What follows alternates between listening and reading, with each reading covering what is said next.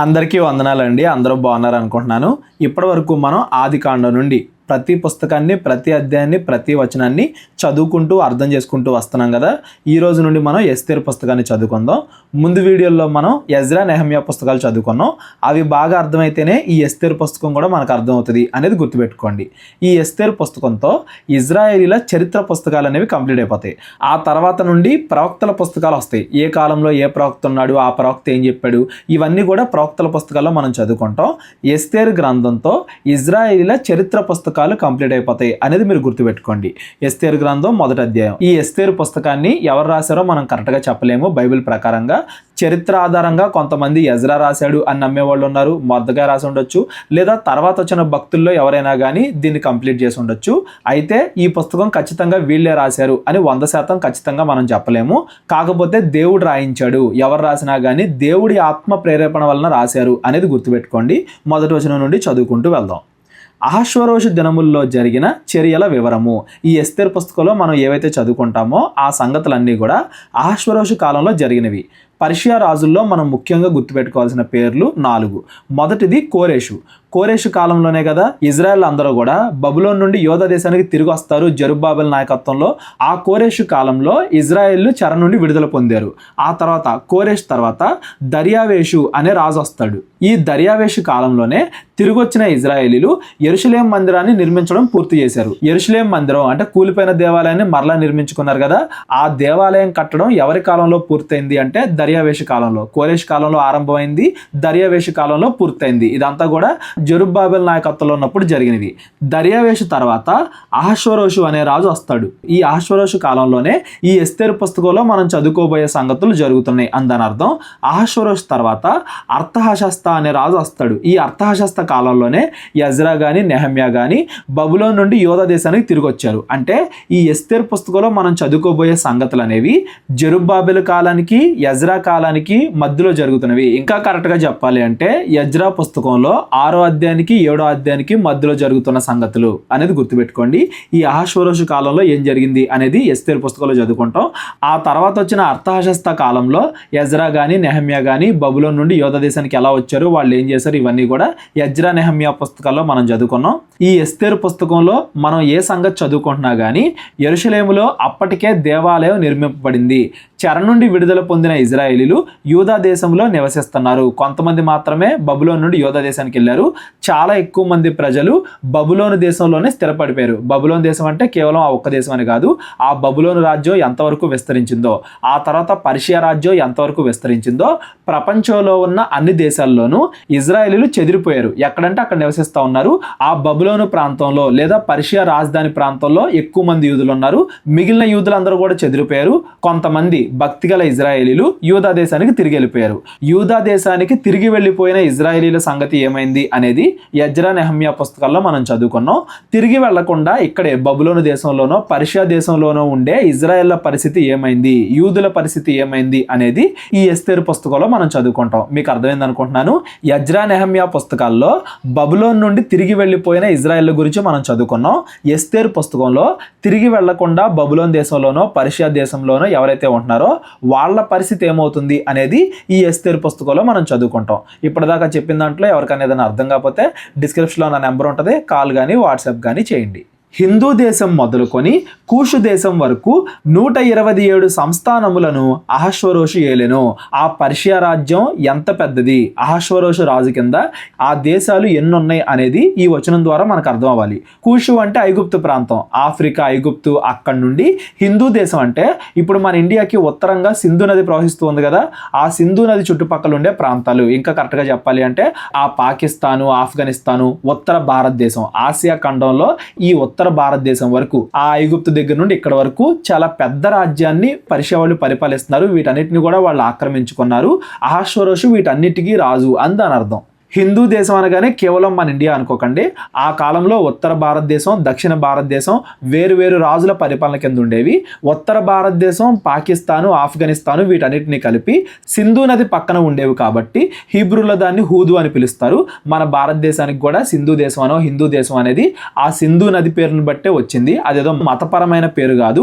ఆ నదిని బట్టి, సింధు నదిని బట్టి, ఆ సింధునే కొంతమంది కొన్ని రకాలుగా పిలుస్తారు కదా, ఆ నది పేరును బట్టి హిందూ దేశము, హిందూ ప్రాంతాలు అనే పేరు వచ్చింది. అది కేవలం ఇండియా మాత్రమే కాదు, పాకిస్తాన్, ఆఫ్ఘనిస్తాన్ ఇక్కడ వరకు, ఎక్కడ నుండి ఆ ఈజిప్ట్ దగ్గర నుండి, ఆ కూష్ దగ్గర నుండి ఇక్కడ వరకు చాలా పెద్ద రాజ్యాన్ని 127 సంస్థానాలుగా విభజించారు దాన్ని. అంత పెద్ద రాజ్యాన్ని పర్షియా వాళ్ళు ఆ కాలంలో పరిపాలిస్తున్నారు. ఇది మనం ఎందుకు తెలుసుకోవడం ఇంపార్టెంట్ అంటే, ఇజ్రాయేలీలు ప్రపంచం అంతా వ్యాప్తి చెందారు. బబులోను, పర్షియా కాలంలో యేసుక్రీస్తు వారు పుట్టడానికి ఇంకా 500 సంవత్సరాల ముందే వీళ్ళు ప్రపంచం అంతా కూడా విస్తరించారు. ఇజ్రాయేలీలు ప్రపంచం అంతా కూడా ధర్మశాస్త్రాన్ని వాళ్ళు తీసుకెళ్లారు. ఆ ధర్మశాస్త్రం ప్రపంచం మొత్తానికి ఈ కాలంలో అతివేగంగా విస్తరించింది అనేది మనం గుర్తుపెట్టుకోవాలి. ఇది జరిగిన సుమారుగా ఒక 500 సంవత్సరాల తర్వాత అప్పుడు యేసుక్రీస్తు వారు వచ్చారు. అదంతా కూడా మనం కొత్త నిబంధనలో మాట్లాడుకుందాం. ప్రస్తుతానికి ఇజ్రాయేలీలు ప్రపంచం అంతా విస్తరించారు. ఆ బాబెలు, పర్షియా దేశం, ఆ దేశాల్లో ఉండే రాజధానులు, ఆ ప్రాంతాల్లో ఇజ్రాయేలీలు ఎక్కువగా ఉన్నారు. ఎవరైతే యోధా దేశానికి వెళ్లకుండా, ఆ యెరూషలేం మందిరం దగ్గరికి వెళ్లకుండా ఇక్కడే స్థిరపడిపోయారో, ఇళ్ళు, కుటుంబాలు అవన్నీ కూడా ఇక్కడే పెట్టుకుని ఇక్కడే స్థిరపడిపోయారో, ఈ పర్షియా రాజ్యంలోనే స్థిరపడిపోయారో వాళ్ళ గురించి ఈ ఎస్తేరు పుస్తకంలో ఎక్కువగా చదువుకుంటాం అనేది మీరు గుర్తుపెట్టుకోండి. ఆ కాలమందు రాజైన అహష్వరోషు షూషను కోటలో నుండి రాజ్య పరిపాలన చేయుచూ ఉండగా తన ఏలుబడి యందు 3వ సంవత్సరమున తన అధిపతులందరికీ సేవకులకును విందు చేయించెను. విందు అనగానే అదేదో ఒక్కరోజు భోజనం పెడతాం కాదండి, చాలా పెద్ద పండగలాగా తనకున్న ఆస్తి, ఐశ్వర్యం, తన గొప్పతనం ఇది ప్రపంచంలో ఉన్న అందరికీ తెలియాలి అన్నట్టుగా పెద్ద ఫంక్షన్ చేస్తున్నాడు. అది ఎంత పెద్ద ఫంక్షన్ కూడా కింద చదువుకుంటూ వెళ్దాం. కాకపోతే ఇక్కడ మీరు గుర్తుపెట్టుకోవాల్సిన ఇంకొక పేరు షూషను. ఇదేంటంటే పర్షియా దేశం యొక్క రాజధానుల్లో ఒకటి, అంటే రాజధాని పట్టణాలు. ఆ రాజధాని పట్టణాల్లో ఈ షూషను అనేది ఒకటి. ఆ షూషను అనే పట్టణంలో రాజు నివసిస్తున్నాడు. అక్కడ ఏం జరుగుతుంది అనేది ఈ ఎస్తేరు పుస్తకంలో మనం చదువుకుంటున్నాం. ఏంటంట, పారసీక దేశము యొక్కయు మాధ్య దేశము యొక్కయు, మాధ్య దేశం అంటే మాదియ పారసీక దేశాలు అంటారు కదా, ఈ రెండు కూడా అప్పట్లో కలిసి పనిచేసేవి.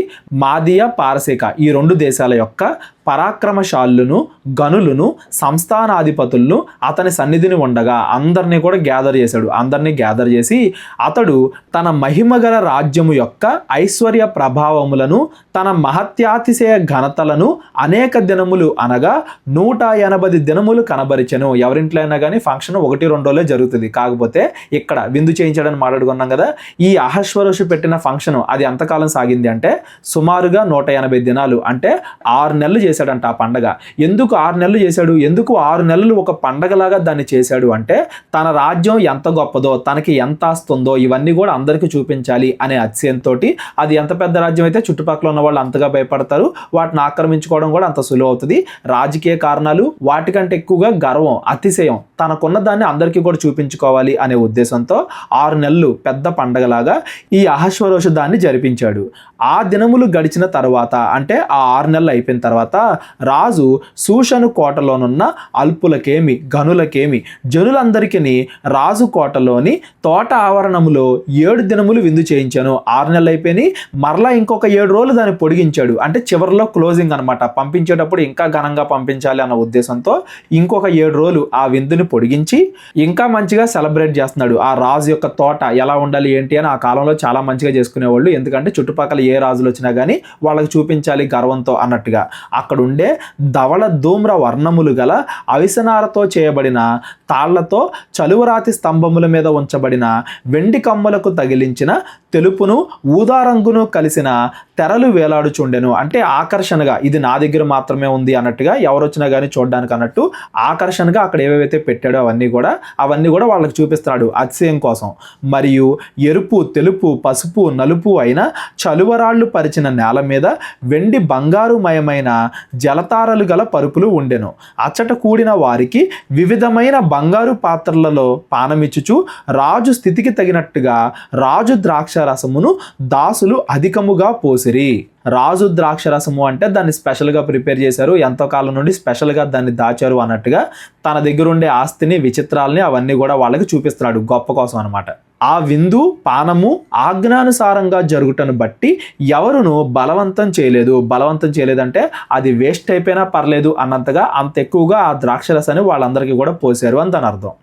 ఎవడు కోరినట్టుగా వానికి పెట్టవలెను అని తన కోట పని వారికి రాజు ఆజ్ఞ ఇచ్చి ఉండెను. ఎవరెంత తాగాలనుకుంటే అంత, వాళ్ళు అదొద్దనుకుంటే ఇంకోటి, అదొద్దనుకుంటే ఇంకోటి, ఎవరికి ఏది ఇష్టమో అలా చేయండి. ఆ 6 నెలల తర్వాత 7 రోజులు పొడిగించారు కదా, ఈ 7 రోజులు ఎవరు ఎలా ఆనందపడతారో అలా ఆనందపడనివ్వండి. వీళ్ళందరూ కూడా ప్రపంచం మొత్తానికి నా మహిమ గురించే చెప్పాలి అన్నంతగా రాజు వాళ్ళందరికీ కూడా ఫ్రీడమ్ ఇచ్చాడు. రాణి అయిన వస్తీ కూడా రాజైన అహష్వేరోషు కోటలో స్త్రీలకు ఒక విందు చేయించెను. ఆ అహష్వేరోషు యొక్క భార్య, ఆవిడ కూడా స్త్రీలకు వేరుగా విందు చేయించింది. అంటే పురుషులందరికీ, రాజులకి, వాళ్ళందరికీ కూడా రాజు చేయిస్తున్నాడు విందు. స్త్రీలకేమో రాణి చేయిస్తుంది, ఆడవాళ్ళకి మగవాళ్ళకి వేరువేరుగా ఆ ఫంక్షన్ జరుగుతుంది, వేరువేరుగా ఆ విందు జరుగుతుంది అందని అర్థం. 7వ దినమందు రాజు ద్రాక్షరసము తాగి సంతోషముగా ఉన్నప్పుడు, 7వ దినం అంటే ఆఖరి రోజు, ఇంకా ఈ రోజుతో అయిపోతుంది మొత్తం అంతా అన్నప్పుడు ఎక్కువ ద్రాక్షరసం తాగేసి సంతోషముగా ఉన్నప్పుడు అంటే వాళ్ళతో బాగా ఆనందపడుతున్నాడు. కూడి వచ్చిన జనములకును అధిపతులకును రాణి అయిన వస్తీ యొక్క సౌందర్యమును కనబరచవలెను అని రాజు కిరీటము ధరించుకొనిన ఆమెను తన సన్నిధికి పిలుచుకొని వచ్చినట్లును, రాజైన అహష్వేరోషు ఎదుట ఉపచారము చేయు మెహూమాను, బిజ్తా, హర్బోనా, బిక్తా, ఆగప్త, జేతెరు, కర్కసు అను 7 నపుంసకులకు ఆజ్ఞాపించెను. ఆ కాలంలో రాణి దగ్గర సేవ చేయడానికి నపుంసకులు ఉండేవాళ్ళు చాలా రాజ్యాల్లో. రాజు ఏం చేస్తున్నాడంటే, మీరెళ్ళి రాణిని పిలుచుకురండి, ఆవిడ కిరీటంతో వచ్చి ఇక్కడ ఉన్న వాళ్ళందరి ముందు నాట్యం ఆడడమో లేకపోతే ఆవిడ యొక్క అందాన్ని చూపించడం, అలాగా వీళ్ళందరినీ కూడా ఆనందపరచాలి. చివరిలో ఆఖరి రోజు కదా ఇది, వీళ్ళందరూ కూడా రాణి యొక్క అందాన్ని చూసి వెళ్ళాలి ఆఖరిగా అన్నట్టుగా రాజు ఏం చేశాడంటే రాణిని పిలుచుకురండి అని చెప్పి ఆజ్ఞాపించాడు. ఆమె సౌందర్యవతి. రాణి అయిన వస్తీ నపుంసకుల చేత ఇయ్యబడిన రాజాజ్ఞ ప్రకారము వచ్చుటకు ఒప్పుకొనకపోగా రాజు మిగుల కోపించెను, అతని కోపము రగులు కొనెను. ఎందుకు రాజుకు అంత కోపం వచ్చింది? 6 నెలలు పెద్ద ఫంక్షన్ చేశాడు, మరలా 7 రోజులు పొడిగించారు. ఆఖరిగా 7వ రోజు చివరిగా వెళ్ళిపోయేటప్పుడు రాజుకు అవమానం జరుగుతుంది కాబట్టి, రాజు చెప్పిన మాటని ఆ రాణి వినలేదు కాబట్టి అందరి ముందు కూడా తక్కువ చేయబడిన వాడిలాగా, అంటే పరువు పోయినట్టుగా బాగా కోప్పడ్డాడు. మరి ఆవిడ ఎందుకు రాలేదు అంటే ఇక్కడ కరెక్ట్గా కారణం మనకి చెప్పలేదు. కొంతమంది ఏమో సౌందర్యమును కనబరచవలెను అంటే ఆమెను కొంచెం అవమానకరంగా వాళ్ళందరికీ కూడా చూపిద్దాం అనుకున్నాడు. ఏదో వస్తువులాగా ఆమె యొక్క అందాన్ని మిగతా పురుషులందరికీ కూడా చూపిద్దాం అనుకున్నాడు. అందుకే ఆవిడ రాలేదు అని కొంతమంది అంటారు. ఇంకొక రకంగా రాజుకి రాణికి గొడవలు ఉన్నాయి అని కొంతమంది అంటారు. కరెక్ట్గా కారణం ఏంటి అని చెప్పబడలేదు. ఆవిడ మంచి ఉద్దేశంతో చేస్తే అది మంచిది, చెడు ఉద్దేశంతో చేస్తే చెడుది, మనకి తెలీదు, ఎందుకంటే బైబిల్లో రాయబడలేదు. కారణం ఏదైనా అయ్యి ఉండొచ్చు. నేనైతే ఆవిడని కొంచెం అసభ్యకరంగా చూపించాలి అనుకున్నాడు మిగతా వాళ్ళందరికీ. అది ఆవిడకి నచ్చకపోవడం వల్ల ఆవిడ రాలేదు అని అనుకుంటున్నాను. మొత్తానికి ఆవిడ రాకపోవడం వల్ల రాజుకు బాగా కోపం వచ్చింది. చివరి రోజు రాజు అనుకున్నది జరగలేదు కాబట్టి రాజు కోపడ్డాడు. అందులోనూ ఈ రాజు మద్యపాన బానిస. తాగితే ఏం మాట్లాడతారు కొంతమంది తెలియదు, ఎటువంటి నిర్ణయాలు తీసుకుంటారో కొంతమంది తెలియదు కదా. అలాగా కోపంతోనో లేకపోతే సంతోషంతోనో అప్పటికప్పుడు ఏది పడితే ఆ నిర్ణయాలు తీసుకోవడం, సరిగ్గా ఆలోచించకుండా ఆ మత్తులో ఎటువంటి పడితే అటువంటి నిర్ణయాలు తీసుకోవడం, ఇలాంటివన్నీ కూడా చేస్తారు కదా తాగుడికి బానిసలైన వాళ్ళు. అలాంటి వాడే ఈ రాజు కూడా అనేది మనం గమనించాలి. అందుకే దేవుడు తాగుడికి బానిస అవ్వద్దు, వాటికి దూరంగా ఉండడానికి కూడా బైబిల్లో 1కి 10 సార్లు దేవుడు హెచ్చరించింది కూడా. మద్యానికి బానిసలు అవ్వద్దు, దేనికి కూడా బానిసలుగా, వ్యసనాలకి బానిసలుగా ఉండొద్దు అని చెప్పింది కూడా. అందుకే ఆ రాజు తీసుకున్న నిర్ణయం తప్పు, మళ్ళీ అందులో కోపడుతున్నాడు రాలేదు అని, ఇది కూడా తప్పే. ఈ పరిస్థితులన్నింటిని బట్టి మనకి ఏం అర్థం అవ్వాలంటే ఆ కాలంలో రాజుల యొక్క అధికారాలు అలా ఉండేవి. ముఖ్యంగా ఈ పర్షియా దేశంలో రాజుకుండే అధికారాలు కానీ, ఏ రాణి కావాలంటే ఆ రాణి, ఒక రాణి కాదంటే ఇంకొక రాణిని పెళ్లి చేసుకోవడం, ఎంతమంది భార్యలైనా చేసుకోవడం, ఎంతమందినైనా ఉపపత్నులుగా చేసుకోవడం, వాళ్ళు ఏది చెప్తే అది చేసేలాగా వాళ్ళని కంట్రోల్లో పెట్టుకోవడం, ఎప్పుడు కావాలనుకుంటే అప్పుడు ఏదైనా చేయగలగడం, ఆడవాళ్ళని వస్తువులుగా చూడడం, ఇవన్నీ కూడా ఆ కాలంలో ఉండేవి అనేది కూడా మనం గుర్తుపెట్టుకోవాలి. నెక్స్ట్, విధిని రాజధర్మమును ఎరిగిన వారందరి చేత రాజు ప్రతి సంగతి పరిష్కరించుకొనివాడు గనుక అతడు కాలజ్ఞానులను పిలిచి, అతడి దగ్గర ఉండే మంత్రులు ఎవరెవరైతే సలహాలు ఇస్తారో వాళ్ళందరినీ కూడా పిలిచి, రాణి అయిన వస్తీ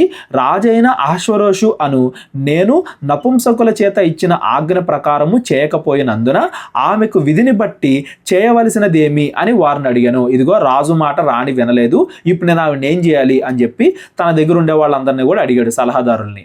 అతని సన్నిధిని ఉండి రాజు ముఖమును చూచుచు రాజ్యమందు ప్రథమ పీఠం మీద కూర్చుండు పారసీకుల యొక్కయు మాదీల యొక్కయు 7 ప్రధానులు ఎవరనగా, అంటే రాజు ఏ నిర్ణయం తీసుకోవాలన్నా కానీ ఈ 7 నిర్ణయిస్తారు. ఆ 7 ప్రధానులు ఎవరనగా కర్షణ, షతారు, అద్మాత, తర్షీసు, మెరెసు, మర్సెన, మెమూకాను అనువారు. వీళ్ళందరూ కూడా రాజు దగ్గర ఉండే అధికారులు. మెముకాను రాజు ఎదుటను ప్రధానుల ఎదుటను ఈలాగు ప్రత్యుత్తరం ఇచ్చాను. రాణి అయిన వస్తి రాజు ఎడల మాత్రము కాదు, రాజైన అహశ్వరోషు యొక్క సకల సంస్థానముల్లో ఉండు అధిపతులందరి ఎడలను జనులందరి ఎడలను నేరస్తురాలు ఆయను. ఆవిడ రాజు యొక్క మాట వినలేదు కాబట్టి ఆవిడని దోషిగా తెలుస్తున్నారు. ఆ కాలంలో న్యాయం ఎలా జరిగేది అనేది కూడా దీన్ని బట్టి మనకు అర్థమవుతుంది. కేవలం రాజు మాటను బట్టే, ఆ రాజు మంచి చెప్పినా చెడు చెప్పినా రాజు మాట వింటే కరెక్టు, రాజు మాట వినకపోతే తప్పు అన్నట్టుగా అలా జరిగేది ఆ కాలంలో న్యాయం. ఇజ్రాయేలీల కన్నా ధర్మశాస్త్రం ఉంది, ఆ చుట్టుపక్కల ఉండే రాజ్యాలకు అవి కూడా లేదు కాబట్టి రాజు ఏది చెప్తే అది కరెక్టు, రాజు చెప్పింది వినకపోతే అది తప్పు. అలాగే ఆవిడ్ని నేరస్తురాలుగా చేశారు. ఏలయనగా రాజైన అహశ్వరోషు తన రాణి అయిన వస్తిని తన సన్నిధికి పిలుచుకొని రావలెను అని ఆజ్ఞాపింపగా ఆమె రాలేదు అని సంగతి బయలుపడగానే స్త్రీలందరూ దాన్ని విని ముఖము ఎదుటనే తమ పురుషులను తిరస్కారము చేయుదురు. ఇదిగో రాణి ఎలా ప్రవర్తించిందంటే మనం కూడా ఎలా చేయొచ్చు అన్నట్టుగా స్త్రీలందరూ కూడా తమ భర్తల మీద ఎదురు తిరుగుతారేమో, పురుషులు చెప్పిన మాట వినకుండా ఉంటారేమో. కాబట్టి మరియు పారసీక యొక్కయు మాదీల యొక్కయు నాయక పత్నులు రాణి చేసిన దాన్ని సమాచారము విని, నాయక పత్నులు అంటే ఎవరైతే అధికారులు ఉంటారో నాయకులు ఉంటారో వాళ్ళ యొక్క భార్యలు ఆ రాణి చేసిన దాన్ని చూచి రాణి పలికినట్లు ఈ దినమందు రాజు యొక్క అధిపతులు అందరితో పలుకుదురు. వాళ్ళు కూడా తమ భర్తలు చెప్పిన మాట వినరు, భర్తలు ఏదన్నా చెబితే నో అంటారు, దానికి ఒప్పుకోరు. దీని వలన బహు తిరస్కారమును కోపమును పుట్టును. ఎప్పుడైనా కానీ భర్త మాట భార్య వినకపోతే చాలా సమస్యలు వస్తాయి కాబట్టి దీన్ని మనం పెద్ద సమస్యగా చూడాలి అన్నట్టుగా ఆ ప్రధానులు చెప్తున్నారు. ఆ కాలంలో పరిస్థితులు ఎలా ఉండేవో మీకు అర్థమవుతున్నాయి అనుకుంటున్నా. ఇజ్రాయేలీలో అన్న ఏది మంచి ఏది చెడు, ఒకవేళ తప్పు చేస్తే ఆ అధికారుల దగ్గరికి యాజకుల దగ్గరికి తీసుకురావడం, ధర్మశాస్త్ర ప్రకారంగా వాళ్ళు తీర్పు తీర్చడం, ఇలాంటి ఒక న్యాయ వ్యవస్థ ఉంది. ఆ చుట్టుపక్కల ఉండే దేశాల్లో రాజు ఏది చెప్తే అదే, మగవాళ్ళు ఏది చెప్తే అదే, అలాగే ఉండేది ఆ కాలంలో చాలా వరకు. ఇప్పుడు రాణిని మనం ఊరికే వదిలేసామంటే ఆ తర్వాత ఇది పెద్ద సమస్య అవుద్ది కాబట్టి ఇప్పుడే మనం ఏదోటి చేయాలి అన్నట్టుగా అతని దగ్గర ఉండే అధికారులు అందరూ కూడా మాట్లాడుతున్నారు. రాజునకు సమ్మతి ఆయన వస్తి రాజైన అహశ్వరోషు సన్నిధికి ఇకను రాకూడదు అని తన యొద్ద నుండి ఒక రాజాజ్ఞ పుట్టవలెను. ఆమె రాణిగా ఉండి రాజు చెప్పిన మాట వినలేదు కాబట్టి ఇక ఆవిడ రాణిగా ఉండకూడదు, ఆవిడ ఎప్పుడు కూడా రాజు సన్నిధికి ఇక రాకూడదు అన్నట్టుగా వాళ్ళందరూ కూడా ఆజ్ఞ చేస్తున్నారు. అది తప్పకుండానట్లు పారసీకుల యొక్కయు మాదీయుల యొక్కయు న్యాయము చొప్పున నియమింపవలెను. న్యాయము చొప్పున అంటే ఏదో నోటి మాటతో కాదు, దీన్ని ఒక ఆజ్ఞలాగా చేద్దాం, ఒక చట్టం లాగా, ప్రభుత్వ ఆజ్ఞలాగా చేద్దాం. మరియు వస్తి కంటే యోగ్యురాలిని రాణిగా తాము చేయవలెను. ఇంకొక రాణిని ఎంచుకుందాం, మీకు ఇష్టమైతే ఈవిని రాణిగా తీసేసి ఇంకొకళ్ళని పెళ్లి చేసుకోండి, ఆవిడ్ని రాణిగా చేద్దాం అని చెప్పేసి అందరూ కూడా చెప్తున్నారు. మరియు రాజు చేయు నిర్ణయము విస్తారమైన తన రాజ్యమందంతటా ప్రకటించిన ఎడల గనురాలు గాని అల్పురాలు గాని స్త్రీలందరూ తమ పురుషులను సన్మానించుదురు అని చెప్పాను. ఇలాగా భార్య భర్త మాట వినకపోతే భర్త ఇంకొకరిని పెళ్లి చేసుకునే లెక్క అయితే అప్పుడు భార్యలందరూ కూడా భర్తల మాట వింటారు అన్నట్టుగా ఈ ప్రధానులు అధికారులందరూ కూడా రాజైన అహశ్వరోషు చెప్పారు. ఆ కాలంలో పురుషులు ఎలా ఉండేవాళ్ళు, రాజ్యాలు ఎలా ఉండేవి అనేది అర్థం చేసుకోవడానికి ఈ అధ్యాయం ఒక మంచి ఉదాహరణ. అదే మైండ్ సెట్తో అదే ఉద్దేశాలతో ఈ కాలంలో కూడా చాలా మంది ఉంటారు. మా భార్యలు మేము ఏది చెప్పినా వినాలి, తప్పైనా రైట్ అయినా అలాగే ఉండాలి అనే మైండ్ సెట్తో ఉండే పురుషులు భర్తలు ఈ కాలంలో కూడా చాలా మంది ఉన్నారు. ఇదంతా కరెక్ట్ కాదు. భూమి మీద ఏ మనుషులు ఎలా చూసినా, దాన్ని తప్పుగా చూసినా గొప్పగా చూసినా కానీ దేవుడు మాత్రం అలాంటి వాళ్ళని ఖచ్చితంగా శిక్షిస్తాడు. భార్యాభర్తల బంధం గురించి బైబిల్లో చాలా గొప్పగా చెప్పబడింది. అలా కాకుండా భార్య అంటే వస్తువులాగా, మాట అనకపోతే నేను ఇంకో భార్యను తెచ్చుకుంటాను, ఇలాంటి ఉద్దేశాలతో ఎవరన్నా ఉంటే దేవుడు వాళ్ళకి తీర్పు తీరుస్తాడు. చనిపోయిన తర్వాత అయినా కానీ వాళ్ళ తీర్పును వాళ్ళు ఖచ్చితంగా పొందుకుంటారు అనేది కూడా మనం గమనించాలి. ఆ కాలంలో పరిస్థితులు ఎలా ఉండేవి అనేది కూడా ఈ సందర్భాన్ని బట్టి మనం అర్థం చేసుకోవాలి. ఈ సంగతి రాజునకును అధిపతులకును అనుకూలముగా ఉండెను కనుక అతడు మెముకాను మాట ప్రకారముగా చేసెను. ఆ ప్రధాని చెప్పినట్టే రాజు కూడా దానికి ఒప్పుకున్నాడు. దీని అంతటిని కూడా ఆజ్ఞ చేస్తున్నారు.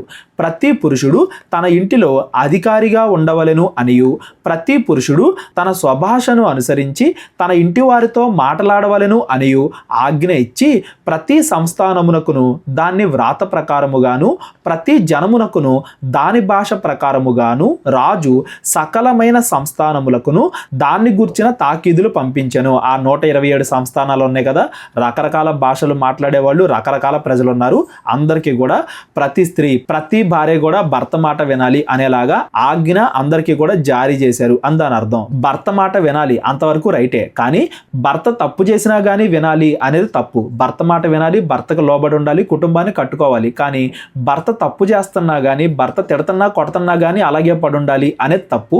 ఆ తేడాని మనం గమనించాలి. ఆ తేడాని గమనించకుండా భర్త ఏది చెప్పినా కానీ భార్య వినాలి అన్నట్టుగా ఆ కాలంలో ఒక రాజు ఆజ్ఞ అనేది జారీ చేశారు. మొత్తం ఆ 127 సంస్థానాల్లో కూడా ప్రతి ఒక్కరికి కూడా దాన్ని పంపించారు. ఈ మొదటి అధ్యాయంలో రాజు చెప్పిన మాట రాణి వినలేదు కాబట్టి ఆ రాణిని తీసేసి ఇంకొకరిని రాణిగా ఎంచుకోవాలి అని అహష్వేరోషు అనుకుంటున్నాడు అనేది ఈ మొదటి అధ్యాయం యొక్క సారాంశం. ఎస్తేరు గ్రంథం 2వ అధ్యాయం. ఈ సంగతులైన తరువాత రాజైన అహష్వేరోషు యొక్క ఆగ్రహము చల్లారినప్పుడు, కొంతకాలం తర్వాత కోపం తగ్గిన తర్వాత అతడు వస్తిని ఆమె చేసిన దాన్ని ఆమెకు నిర్ణయింపబడిన దాన్ని తలంచగా యవ్వనులకు రాజు పరిచారకులు ఇట్లనిరి. అవన్నీ కూడా ఇంకా కోపంలో అలాగే నిర్ణయం తీసేసుకున్నాడు. ఆ తర్వాత కొంతకాలానికి రాజు దగ్గర ఉండేవాళ్ళు రాజుతో మాట్లాడుతున్నారు. ఏమని? అందమైన కన్యకలను రాజు కొరకు వెదకనగును. ఆ వస్తి అనే రాణి అందంగా ఉందనే కదా రాజు ఆమెను పెళ్లి చేసుకుంది. అంత అందమైన ఆవిడ్ని, అంతకంటే అందమైన ఆవిడ్ని ఎతుకుదాం అన్నట్టుగా వాళ్ళందరూ కూడా రాజుకు చెప్తున్నారు. అందు నిమిత్తము సౌందర్యవతులైన కన్యకలందరినీ సమకూర్చి శూషను కోట అంతఃపురమునకు చేర్చి స్త్రీలకు కాపరియగు రాజు యొక్క నపుంసకుడగు హేగే వశమునకు అప్పగించినట్లు రాజు తన రాజ్యము యొక్క సంస్థానములన్నింటిలో పరిచారకులను నియమించును గాక. శుద్ధి కొరకు సుగంధ ద్రవ్యములను వారికి ఇచ్చిన తరువాత రాజు ఆ కన్యకల్లో దేని యందు ఇష్టపడినో ఆమె వస్తికి బదులుగా రాజగును. ఈ మాట రాజునకు అనుకూలమాయను గనుక అతడు అలాగు జరిగించెను. మొత్తం దేశం అంతా, రాజ్యం అంతా కూడా ఎతుకుదాం. ఎవరైతే అందంగా ఉంటారో వాళ్ళందరినీ కూడా తీసుకొద్దాం. వాళ్ళల్లో మీరు ఒక రాణిని సెలెక్ట్ చేసుకోండి. అందరినీ కూడా మంచిగా తయారు చేసి మీ ముందుకు తీసుకొస్తాం. మీకు ఎవరు నచ్చితే వాళ్ళని రాణిగా చేస్తాం అన్నట్టుగా రాజుకు చెప్పారు. రాజు కూడా దానికి ఒప్పుకున్నాడు. శూషను కోటలో బెన్యామీనీయుడగు కీషునకు పుట్టిన షిమీ కుమారుడగు యాయీరు వంశస్థుడైన మొర్దెకై అను ఒక యూదుడు ఉండెను. ఈ మొర్దెకై అనే పేరు గుర్తుపెట్టుకోండి. బెన్యామీను గోత్రానికి చెందినవాడు యూదుడు. యూదుడు అంటే యూదు గోత్రం అని కాదండి. యూదా దేశంలో నుండి చెరగా తీసుకురాబడిన వాడు అని దాని అర్థం. బబులోను రాజైన నెబుకద్నెజరు యూదా రాజైన యెకొన్యాను పట్టుకొని పోయినప్పుడు ఇతడు యెకొన్యాతో కూడా యెరూషలేము నుండి చెరపట్టబడిన వారిలో ఒకడు. మనం ముందే మాట్లాడుకున్నాం కదా, బబులోను వాళ్ళు యూదా దేశం మీద దాడి చేసి యూదా దేశ ప్రజలందరినీ కూడా బానిసలుగా తీసుకొచ్చారు. ఆ తర్వాత బబులోను మీద పర్షియా వాళ్ళు యుద్ధం గెలిచారు. ఇప్పుడు పర్షియా రాజుల కాలంలో జరుగుతుంది ఇదంతా కూడా. ఆ అహష్వేరోషు కూడా పర్షియా రాజే, అది కూడా మనం చదువుకున్నాం. అక్కడి నుండి బానిసగా తేబడిన యూదుడు ఈ మొర్దెకై. మొర్దెకై పేరు కూడా మీరు గుర్తుపెట్టుకోండి. తన పినతండ్రి కుమార్తె అయిన హదస్సా అను ఎస్తేరు తల్లిదండ్రులు లేనిదై ఉండగా అతడు ఆమెను పెంచుకొనెను. అంటే ఆవిడని దత్తత తీసుకున్నాడు. పేరేమో ఎస్తేరు. ఎస్తేరుకే ఇంకో పేరు హదస్సా. హదస్సా అనేదేమో యోధా పేరు, ఎస్తేరు అనేదేమో ఈ పర్షియా పేరు. ఆ కాలంలో వాళ్ళకి యోధా పేరు ఒకటి, ఈ పేరు ఒకటి కూడా ఉండేది అని చెప్పి యజ్రా నెహమ్యాలను అంత ముందు కూడా నేను చెప్పాను. ఎస్తేరు యొక్క ఇంకొక పేరు హదస్సా. ఈ ఎస్తేరు పేరు మీదగానే ఈ పుస్తకం పేరు కూడా ఉంది. మొర్దెకై, ఎస్తేరు, ఈ రెండు పేర్లు గుర్తుపెట్టుకోండి. ఎస్తేరుకి తల్లిదండ్రులు లేరు, మొర్దెకయ్యే ఆమెను దత్తత తీసుకుని పెంచుతున్నాడు. అంటే తండ్రి లాంటి వాడు అని దాని అర్థం. ఆమె అందమైన రూపమును సుందర ముఖమును గలదై ఉండెను. ఆమె తల్లిదండ్రులు మరణం పొందిన తరువాత మొర్దెకై ఆమెను తన కుమార్తెగా స్వీకరించెను. తన తల్లిదండ్రులు చనిపోయారు, మొర్దెకై ఆవిడని చిన్నప్పటి నుండి పెంచుతూ వస్తున్నాడు. ఆవిడ అందంగా ఉండేది అనేది ఇక్కడ చెప్పబడుతుంది. రాజు ఆజ్ఞయు అతని నిర్ణయమును ప్రచురము చేయబడి కన్యకలు అనేకులు శూషను కోటకు పోగు చేయబడి హేగే వశమునకు అప్పగింపగా, ఈ హేగేనే కదా అందరిని కూడా రెడీ చేస్తున్నాడు. ఎవరెవరైతే అందంగా ఉన్నారో వాళ్ళందరినీ కూడా తీసుకొచ్చి ఈ హేగేకి అప్పగించారు. వాళ్ళల్లోనే ఎస్తేరు కూడా ఉంది. ఎస్తేరును రాజు యొక్క నగరునకు తేబడి స్త్రీలను కాయు హేగే వశమునకు అప్పగింపబడిను. చాలా మందిని తీసుకొచ్చారు, వాళ్ళలోనే ఎస్తేరు కూడా ఉంది. వీళ్ళందరినీ కూడా మంచిగా రెడీ చేసే బాధ్యత హేగేది. వాళ్ళ యొక్క ప్రమేయం లేకుండానే ఎవరు అందంగా కనబడితే వాళ్ళందరినీ కూడా తీసుకొచ్చారు అని దాని అర్థం. ఎలాగో రాణిగా అయ్యే అవకాశం కాబట్టి, ఒకవేళ రాణిగా అవ్వకపోయినా రాజు యొక్క ఉపపత్నులుగా ఉన్నా కానీ ఆ కాలంలో కొంచెం మంచిగానే చూసేవాళ్ళు కాబట్టి జనాలు కూడా వెళ్ళుంటారు, వాళ్ళ కుటుంబంలో ఉండేవాళ్ళు కూడా పంపించి ఉంటారు. కానీ చాలా మందికి అసలు ఎంచుకునే అవకాశం లేదు, అందంగా కనబడితే మాత్రం తీసుకెళ్ళిపోయేవాళ్ళు అనేది మాత్రం గుర్తుపెట్టుకోండి. ఆ చిన్నది అతని దృష్టికి ఇంపైనది గనుక ఆమె అతని వలన దయ పొందెను. ఈ హేగే అనే నపుంసకునికి కూడా ఎస్తేరు మీద దయ కలిగింది అంటే రాణిగా ఉండడానికి ఈవిడ మంచిది అని ఆ హేగే కూడా అనుకుంది అని దాని అర్థం. కాబట్టి ఆమె పరిమళ క్రియల కొరకైన వస్తువులను, ఆమెకు కావలసిన భోజన పదార్థములను రాజు ఇంటిలో నుండి ఆమెకు ఇయ్యతగిన 7 ఆడపిల్లలను అతడు ఆమెకు త్వరగా ఏర్పరిచి ఆమెను ఆమె చెలికత్తెలను అంతఃపురములో అతి శ్రేష్టమైన స్థలమునందు ఉంచెను. ఎవరెవరినైతే తీసుకొచ్చారో అందంగా ఉండాలి రాజు కోసం అన్నట్టుగా వాళ్ళందరికీ కూడా మంచి ఫుడ్, మళ్ళీ వాళ్ళకి సెపరేట్గా సేవకులు అవన్నీ కూడా దయచేస్తున్నారు. అందులోనూ ఎస్తేర్కి ఇంకొంచెం ఎక్కువగా శ్రేష్టమైనవి దొరికాయి. ఎందుకంటే ఆ హేగే ఎక్కువగా ఎస్తేర్ రాణిగా ఉండడానికి ఇష్టపడుతుంది కాబట్టి అన్నింటిలోనూ శ్రేష్టమైనవి ఎస్తేర్కి ఇస్తుంది. మొర్దెకై నీ జాతిని నీ వంశమును కనబరచకూడదు అని ఎస్తేర్నకు ఆజ్ఞాపించను గనుక ఆమె తెలుపలేదు. నీ జాతిని అంటే ఎస్తేరు యూదురాలు అని ఎవరితో కూడా చెప్పొద్దు అని చెప్పి మొర్దెకై ఆజ్ఞాపించాడు. ఎందుకు?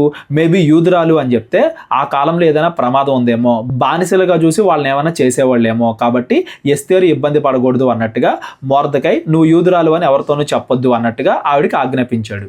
ఎస్తేరు ఎలాగుండెనో అదియు ఆమెకేమి సంభవించెనో అదియు తెలిసి కొనుటకై అంతఃపురము యొక్క ఆవరణము ఎదుట ప్రతిదినము మొర్దెకై తిరుగులాడుచూ ఉండెను. ఇది కూడా చాలా ఇంపార్టెంట్ అండి.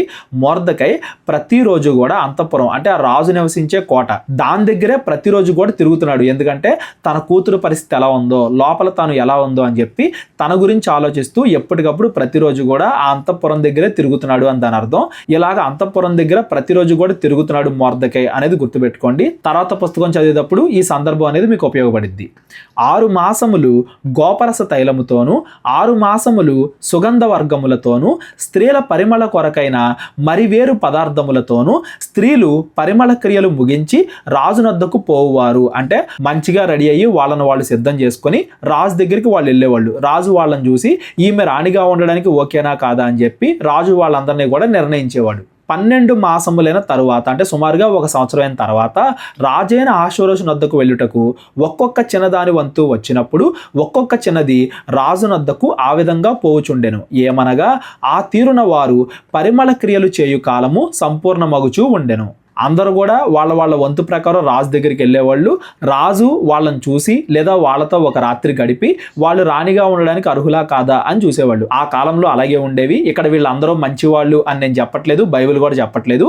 ఆ కాలంలో ఏం జరిగింది అనేది మనం చదువుకుంటున్నాం, అంతేగాని ఆ సందర్భం అంతా రైట్ అని కాదు. అలా చేయడం తప్పే, అయినా కానీ ఆ కాలంలో అలా జరిగింది అని మనం చదువుకుంటున్నాం. నెక్స్ట్, మరియు అంతఃపురములో నుండి రాజు ఇంటిలోనికి వెళ్ళవలసిన సమయమందు ఆమె ఏమేమి కోరునో అది అట్టి స్త్రీకి ఇయ్యబడుటకు వద్దు.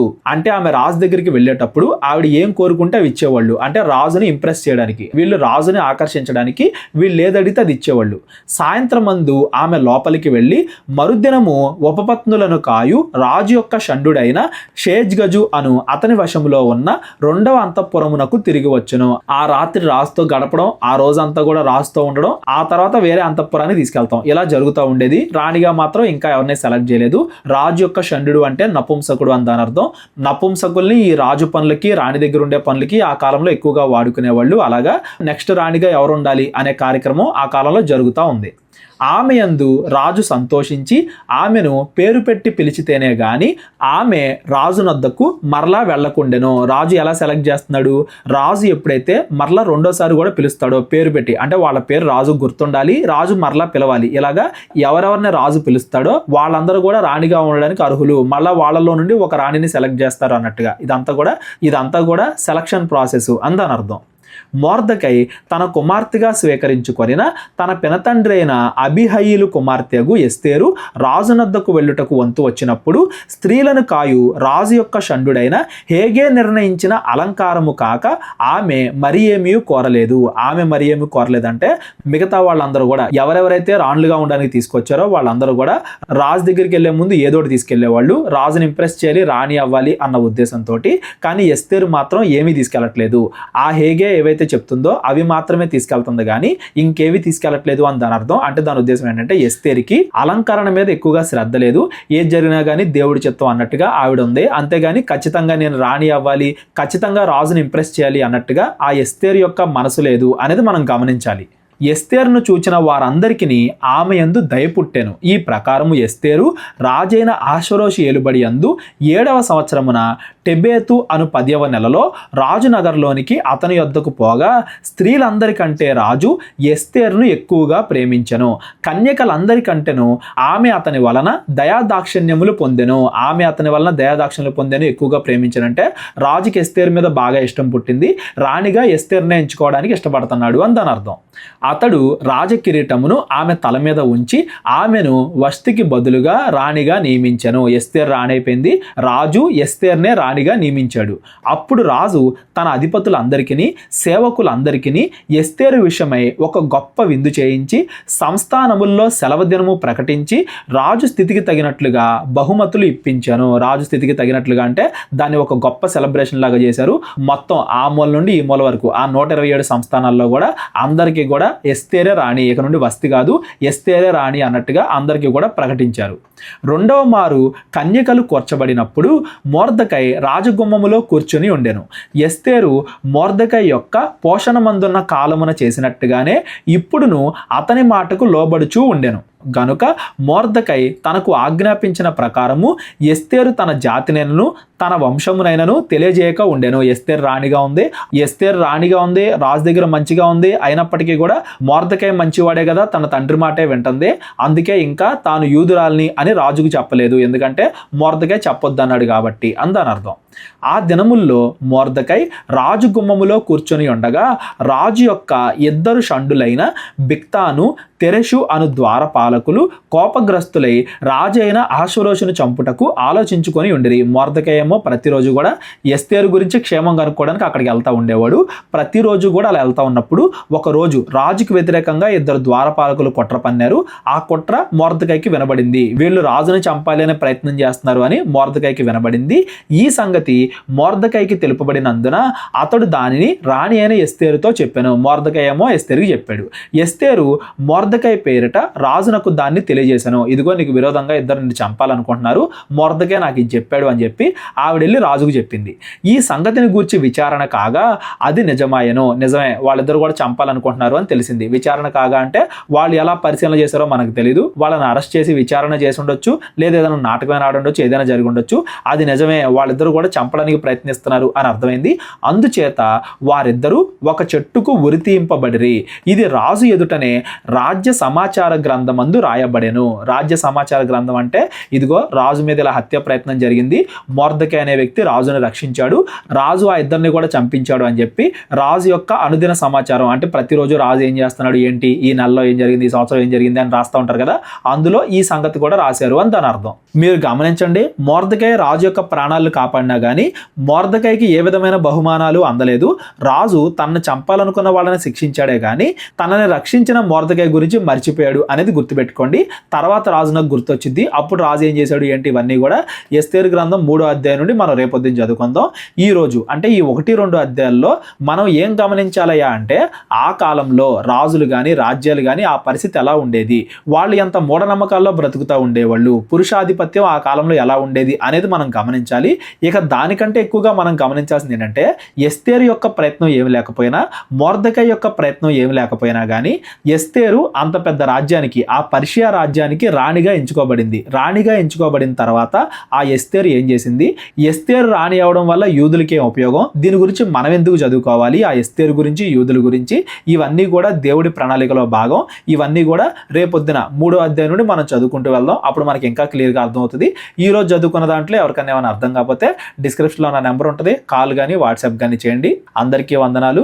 మా పరిచయం గురించి ప్రార్థించండి. ప్రేరేపణ కలిగిన వాళ్ళు మీ కానుకల ద్వారా మమ్మల్ని బలపరచండి. అందరినీ దేవుడు దీవించి ఆశీర్వదించును గాక. అందరికీ వందనాలండి. కేవలం 30 వీడియోస్లో బైబిల్ నేర్చుకోండి అనే ఎంతో విలువైన ఈ కోర్స్ జస్ట్ ₹1 మీకు కావాలి అంటే మీ పేరు, మీ ఊరు ఈ నెంబర్కి వాట్సాప్ చేయండి. ఈ కోర్సులో ఏ విషయాలు ఉంటాయో ముందుగానే తెలుసుకోవడానికి ఈ వీడియో పాస్ చేసి టాపిక్స్ అన్నీ చదువుకోండి. క్రైస్తవులందరూ ఈ బైబిల్ కోర్స్ వినాలి అని మేము కోరుకుంటున్నాం. అందరినీ దేవుడు దీవించును గాక. ఆమెన్.